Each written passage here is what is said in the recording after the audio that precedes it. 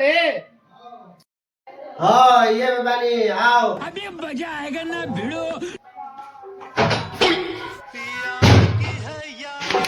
hello मार दो हूँ बात फिर कर लगले मजाक कौन मार दो हूँ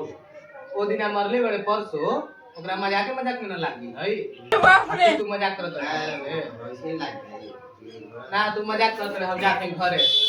तोरे बंदूक से भी तोरे मार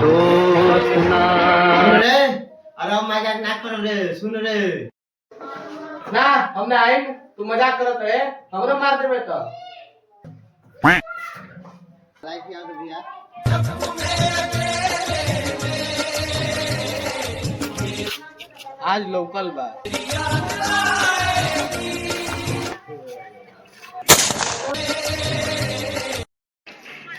अब जो करत रहा मजाक जेकरा से करे के हो